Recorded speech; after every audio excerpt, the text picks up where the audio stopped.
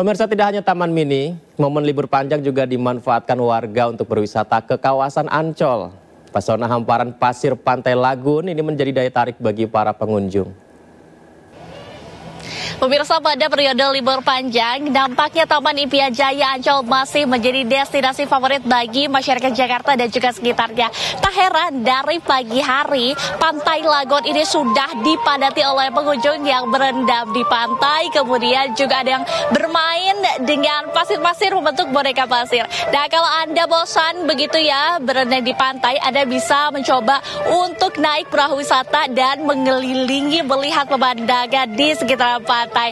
Juga tadi saya sudah melihat banyak sekali masyarakat yang melakukan jogging di trek-trek yang sudah disediakan. Ada juga bahkan yang melakukan senam. Perbekalan pun ini turut dibawa karena di sini pohonnya sangatlah rindang. Jadi masyarakat bisa berpiknik sambil melihat pemandangan indah birunya Pantai Lagun Ancol. Nah, untuk ketersediaan kantong parkir ini juga nampaknya sudah mulai penuh begitu ya. Namun untuk lalu lintas di sekitaran Ancol ini masih terpantau ramai lancar. Dan bagi Anda pemirsa yang ingin menghabiskan waktu berlibur ke Ancol, ini jangan lupa untuk selalu membuang sampah pada tempatnya dan juga menjaga barang bawaan Anda. Dari Jakarta, Dilabi Aulia Laksana, Ainjus melaporkan. Pemirsa, kebun binatang selalu jadi objek wisata favorit keluarga untuk menghabiskan hari liburnya. Sejak Jumat pagi, pengunjung sudah berdatangan ke Taman Marga Satwa Ragunan, Jakarta. Beginilah suasananya pemirsa, pengunjung kebun binatang Ragunan yang didominasi oleh rombongan keluarga yang membawa anak-anak mereka. Ragunan memang destinasi wisata yang cocok bagi anak untuk belajar mengenal beragam jenis hewan. Pada Kamis kemarin tercatat ribuan pengunjung datang di kebun binatang Ragunan.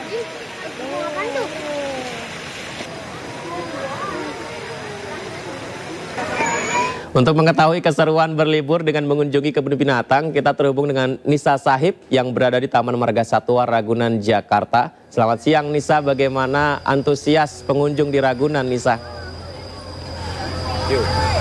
Baik Yudi dan juga pemirsa, cuti bersama dan juga sekaligus memasuki akhir pekan banyak dimanfaatkan oleh masyarakat untuk pergi berlibur, salah satunya di Taman Marga Satwa Ragunan ini.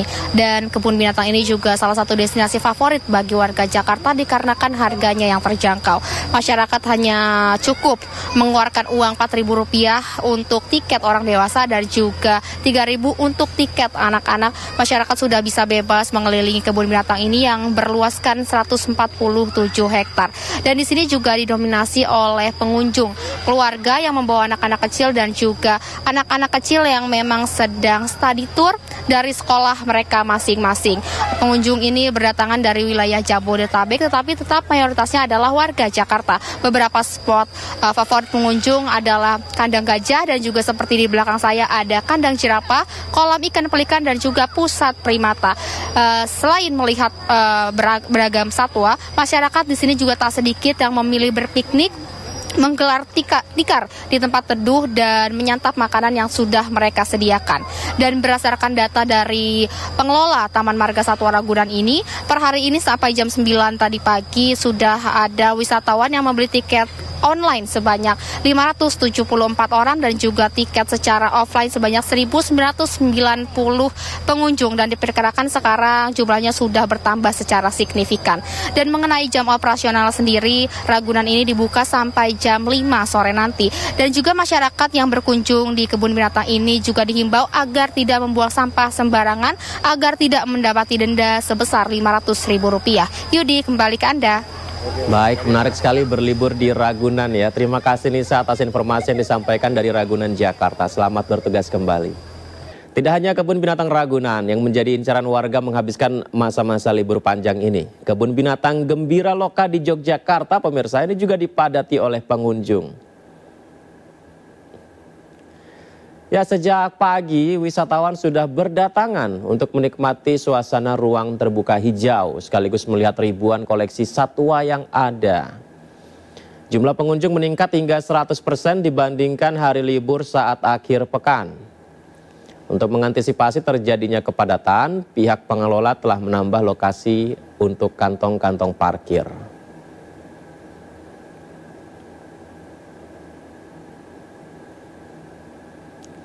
Untuk mengetahui keseruan berlibur dengan mengunjungi kebun binatang di Yogyakarta, ada Anissa Rizkia di lokasi. Selamat siang Anissa, halo, bagaimana keramaian kebun binatang di Yogyakarta?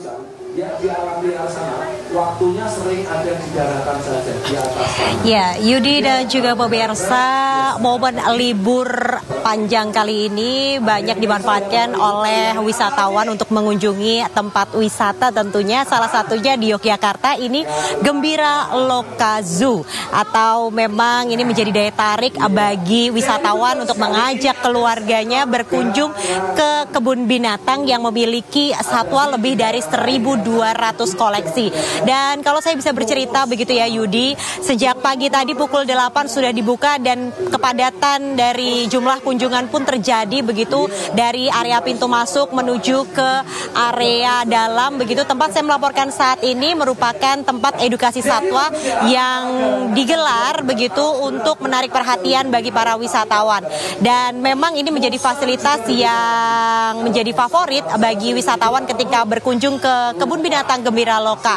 Mereka nanti akan diberikan pengenalan satwa-satwa mamalia begitu dan bisa berinteraksi secara langsung dengan hewan-hewan yang ada di kebun binatang ini. Selain itu Yudi, memang menurut data yang berhasil kami himpun untuk libur panjang kali ini, peningkatan jumlah kunjungan ini meningkat signifikan, bisa mencapai 100%, di mana yang biasanya pada akhir pekan hanya 3.000 kunjungan, namun di libur panjang kali ini mencapai hingga 11.200 orang. Itu artinya memang banyak masyarakat yang memanfaatkan momen libur kali ini mengunjungi tempat wisata. Saya akan berbincang begitu dengan salah satu narasumber di samping saya ini. Ada Mbak, siapa namanya Mbak? Alvina. Dari mana asalnya? Dari Bojonegoro, Jawa Timur. Dari Jawa Timur datang ke kebun binatang Gembira Loka. Kenapa sih memilih Gembira Loka menjadi tempat berlibur kali ini? Karena di Gembira Loka sendiri banyak satwa-satwa yang di sini, jadi saya tertarik untuk di sini. Banyak selain satwanya juga ada pertunjukan juga di sini yang menarik untuk mengisi libur panjang sekarang. Yang paling favorit tadi udah berkeliling kemana aja? Udah di mamalia, di cakar juga, di satwa cakar itu ada macan, tadi saya udah berkeliling ke sana. Yang paling menarik buat saya itu ada penguin juga tadi. Ya itu yang paling menarik. Baik, kesini sama siapa nih Mbak? Sama teman, ada teman-teman juga. Teman ya, baik. Selamat menikmati waktu liburnya Mbak Vina. Dan itu tadi Yudi dan juga pemirsa, salah satu pengunjung yang memilih datang ke kebun binatang untuk mengisi waktu libur panjangnya. Memang untuk saat ini dari pihak pengelola pun juga menambahkan kantong-kantong parkir dan juga petugas untuk memberikan pelayanan secara optimal kepada para wisatawan yang berkunjung ke kebun binatang Gembira Loka ini. Jika Anda begitu ya hendak menuju ke kawasan Gembira Loka, memang disarankan pada pagi ataupun siang hari untuk kenyamanan pada saat Anda berlibur dan menyaksikan koleksi satwa yang ada di sini. Saya mau mengakhirinya dengan pantun nih Yudi. Melihat ubur-ubur dan juga hewan mamalia. Selamat menikmati hari libur bersama keluarga. Demikian saya kembalikan kepada Yudi yang ada di studio. Baik, terima kasih laporannya. Pantun terus nih Anissa ya. Dari Yogyakarta kita ke Taman Marga Satwa. Makasih Anissa laporannya. Selamat bertugas kembali. Kita akan informasi berikutnya pemirsa. Objek wisata Belanja Malioboro Kota Yogyakarta ini kembali diserbu para wisatawan dari berbagai daerah. Keramaian wisatawan membuat arus lalu lintas di sepanjang Jalan Malioboro macet padat merayap.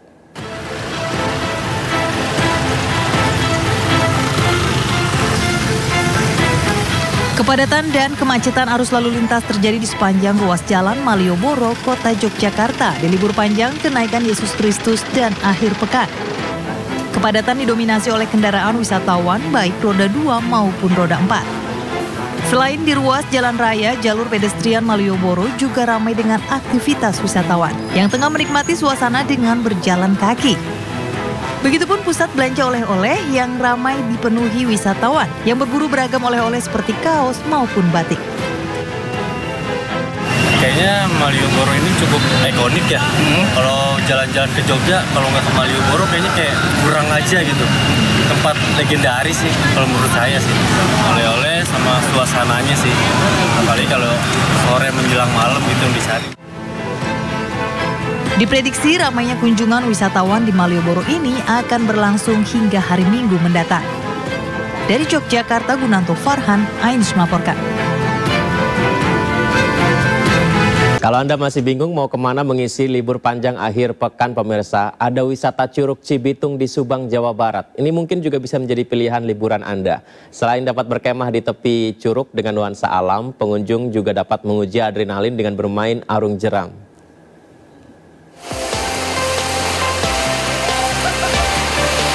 Wah, serunya! Meski perahu karet yang digunakan untuk menyusuri sungai terbalik, namun mbaknya malah tertawa lepas.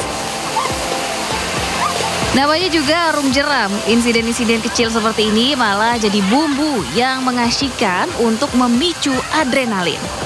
Usai mengembalikan perahu, mbaknya pun kembali melanjutkan petualangannya menyusur sungai di lokasi wisata Curug dan Mata Air Cibitung yang ada di Desa Cibesi, Ciater, Subang, Jawa Barat. Soal keamanan tak perlu khawatir, bahkan bagi pemula maupun anak-anak. Ini karena pihak pengelola menyiapkan pemandu yang disiagakan di sejumlah titik dan peserta wajib menggunakan jaket serta helm pelindung. Selain arung jeram, di sini juga tersedia camping ground, pemandangan curug atau air terjun yang berada tepat di depan tenda, serta suara gemercik air yang diyakini bisa menenangkan hati, membuat tempat ini layak menjadi pilihan untuk menghabiskan libur panjang akhir pekan. Seru, lintasannya cocok banget buat pemula. Buat anak-anak juga cocok. Tadi kan sempat terbalik juga ya? Iya. Gimana? Untuk bisa camping di sini, pengunjung hanya perlu mengeluarkan kocek Rp35.000 per orangnya dan Rp85.000 untuk bermain arung jeram. Dari Subang, Jawa Barat, Yudi Heriawan Juanda, iNews melaporkan. Sejumlah masyarakat yang tinggal di sekitar Pantai Kembar, Kebumen, Jawa Tengah membangun pusat konservasi penyu. Selain menawarkan keindahan alam, pengunjung juga bisa belajar cara melestarikan hewan yang dilindungi.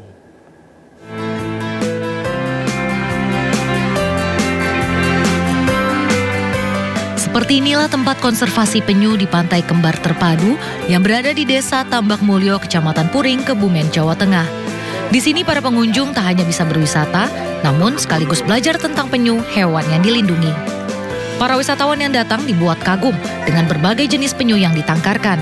Sebagai sarana penelitian dan edukasi, wisatawan dapat mengetahui tindakan pelestarian penyu mulai dari telur, menetas, hingga tukik atau anak penyu dilepas liarkan ke habitatnya. Ada 3 jenis penyu yang ditangkarkan, penyu sisik, penyu hijau, dan penyu lekang. Untuk berkunjung ke konservasi penyu ini, masyarakat tidak dipungut biaya alias gratis. Wisatawan hanya perlu membayar seikhlasnya untuk membantu biaya operasional konservasi penyu. Tentang betapa pentingnya alam, terutama di penyunya itu sendiri, agar alam itu bisa lestari, laut itu bisa lestari, ya itu, dan juga nantinya bisa membawa dampak ekonomi untuk masyarakat di Kembar Terpadu ini, Desa Tambak. Tujuan dibangunnya konservasi penyu berbasis ekonomi masyarakat di Pantai Kembar, Kebumen untuk meningkatkan kesejahteraan masyarakat lokal. Mengedukasi dari para pengunjung tersendiri. Yang kedua bisa pemberdayaan alam.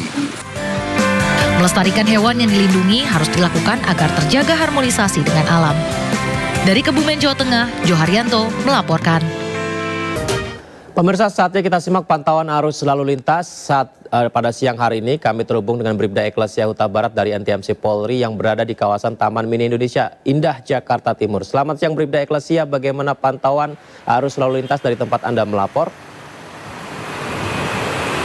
Baik, terima kasih Yudi dan selamat siang pemirsa, bersama kami dari TMC Korlantas Polri akan menginformasikan situasi arus lalu lintas langsung dari kawasan Simpang Taman Mini Jakarta Timur. Seperti yang sudah tampak di layar kaca Anda, situasi arus lalu lintas di long weekend kali ini tampak cukup ramai dan lancar dari berbagai arahnya, yakni dari arah Keramat Jati yang akan menuju ke arah Cipayung maupun Pondok Gede tampak cukup ramai dan juga lancar. Perlambatan kecepatan sesekali terjadi jalan traffic light di kawasan ini, selepasnya kendaraan dapat melaju dengan kecepatan normal yakni 50 sampai dengan 60 km per jam. Kami berterima kasih kepada seluruh pengendara yang tetap berhenti di belakang garis stop dikarenakan banyaknya pejalan kaki yang berlalu lalang di kawasan ini. Selanjutnya dari arah Taman Mini ataupun gerbang tol Jagorawi yang akan menuju ke arah Pondok Gede maupun yang akan langsung berbelok ke arah Keramat Jati juga tampak kondusif lancar. Sama halnya perlambatan kecepatan hanya terjadi jelang traffic light saja, selepasnya kendaraan dapat melaju dengan kecepatan normal. Kami menghimbau kepada seluruh pengendara yang akan melintas via jalur tol, pastikan e-tol Anda dalam keadaan cukup agar tidak terjadi antrian kendaraan yang cukup berarti jelang gerbang tol. Dan perlambatan kecepatan hanya terjadi di kawasan ini jelang traffic light yang berimbas hingga 100 meter ke belakang, selepasnya kendaraan dapat melaju dengan kecepatan normal. Tapi kami menghimbau kepada seluruh pengendara untuk tetap menjaga batas maksimal kecepatan kendaraan Anda dan selalu menjaga batas aman kendaraan Anda dengan kendaraan lainnya untuk mengantisipasi banyaknya kendaraan yang akan keluar masuk pusat perbelanjaan di kawasan ini. Dan juga kami informasikan untuk mengantisipasi pertemuan arus di kawasan ini dari arah Cililitan yang akan langsung berbelok ke arah Taman Mini. Untuk itu selalu menjaga batas maksimal kecepatan kendaraan Anda dan saling menghormati antar sesama pengguna jalan. Bagi Anda pemirsa yang ingin mendapatkan informasi situasi arus lalu lintas selengkapnya dapat menghubungi call center kami di 1500669 atau melalui SMS center di 9119. Selamat beraktivitas dan salam presisi. Demikian Bribda Eklesia melaporkan, kembali kepada Yudi. Silakan. Terima kasih Bribda Eklesia atas laporannya dari kawasan Taman Mini Jakarta Timur. Selamat bertugas kembali dan salam presisi. Penyelenggaraan ibadah haji 1445 Hijriah tinggal menghitung hari. Mengusung tema haji ramah lansia, berikut ini kami tampilkan jadwal rencana perjalanan calon jemaah haji Indonesia. Tahun ini Indonesia mendapatkan kuota haji 241.000 jemaah. Jumlah ini terbesar sepanjang sejarah. Terbagi menjadi 213.320 diantaranya merupakan jemaah haji reguler. Sedangkan 27.680 lainnya jemaah haji khusus.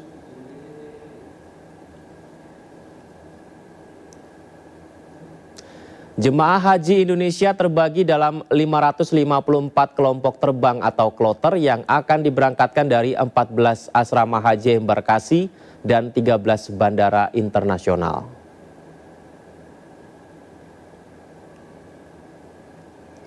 Para jemaah haji dijadwalkan masuk ke asrama haji mulai 11 Mei 2024. Keberangkatan jemaah haji Indonesia terbagi dalam 2 gelombang. Pemberangkatan gelombang pertama dijadwalkan mulai 12 Mei hingga 23 Mei 2024. Dan gelombang kedua dijadwalkan 24 Mei hingga 10 Juni 2024.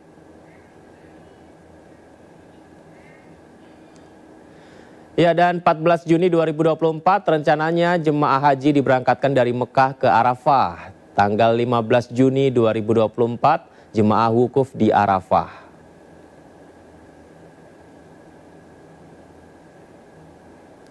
Selanjutnya pemulangan jemaah haji gelombang pertama dijadwalkan pada 22 Juni hingga 3 Juli 2024. Gelombang kedua mulai tanggal 4 hingga 21 Juli 2024. Pemirsa, menjalankan rukun Islam kelima ke Tanah Suci Mekah menjadi idaman umat muslim. Seperti seorang tukang stempel di Banjarnegara, Jawa Tengah yang tekun menabung sejak 26 tahun lalu demi pergi ke Tanah Suci bersama sang istri. Sementara di Jember, pemuda penjual cilok keliling naik haji demi meneruskan cita-cita sang ayah yang meninggal sebelum sempat pergi ke Tanah Suci.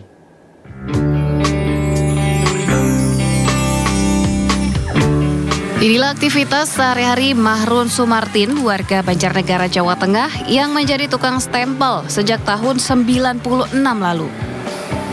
Setiap hari hasil dari usahanya disisihkan demi mendaftar haji bersama sang istri. Kini 26 tahun berselang sejak awal mengumpulkan uang. Tahun ini Mahrun dan istri akhirnya akan segera mewujudkan mimpi untuk pergi ke Tanah Suci dan menunaikan ibadah haji.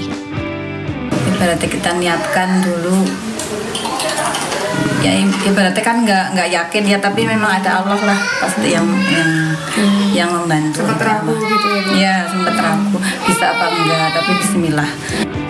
Berbeda dengan perjuangan Mahrun dan istri yang menyisihkan uang sedikit demi sedikit untuk pergi ke Tanah Suci. Di Jember, Jawa Timur, seorang pemuda penjual cilok keliling tahun ini akan pergi naik haji demi meneruskan cita-cita mendiang ayah. Rencana kepergian Edo Wardana ke Tanah Suci mengisi porsi haji sang ayah yang telah tiada. Meski berstatus sebagai pengganti, namun Edo tetap menyisihkan uang sebesar 35 juta rupiah hasil dari berjualan keliling kampung. Perjalanan spiritual Edo dan Mahrun merupakan bukti langkah setiap orang menuju Tanah Suci punya cerita tersendiri. Dari Banjarnegara dan Jember, tim liputan iNews melaporkan. Pemirsa, penjual martabak di Banyuwangi, Jawa Timur menabung uang koin pecahan Rp1.000 selama 3 tahun. Ia pun membeli sebuah rumah dengan uang muka berupa uang koin Rp46 juta.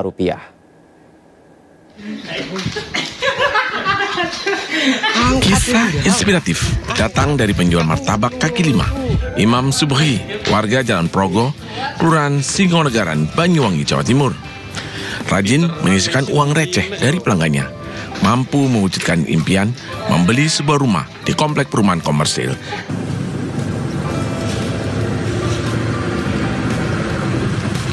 Menariknya, pembayaran uang muka dilakukan secara cash menggunakan uang koin pecahan Rp1.000 senilai Rp46 juta. Uang koin yang disimpan di dalam 4 galon bekas air mineral dibawa menggunakan angkot ke kantor pemasaran perumahan untuk dihitung. Proses penghitungan membutuhkan waktu 7 jam, dibantu sejumlah karyawan perumahan, viral di media sosial. Koin-koin ini dikumpulkan dari berjualan martabak, dimasukkan ke dalam galon setiap harinya. Semula Imam sempat tidak yakin apakah pihak perumahan menerima uang koin. Namun pihak perumahan mau menerimanya. Itu uang receh pecahan berapa, Pak? Itu pecahannya seribuan semua logam. Sejak kapan? Mulai sekitar tahun 2020. Dalam menabung, penjual martabak mengaku sempat beberapa kali tergoda untuk membongkar celengan uang koinnya. Hikmah dari usaha ini, jika dilakukan dengan sungguh-sungguh, tidak akan mengkhianati hasil. Dari Banyuwangi, Jawa Timur, Eris Utomo melaporkan.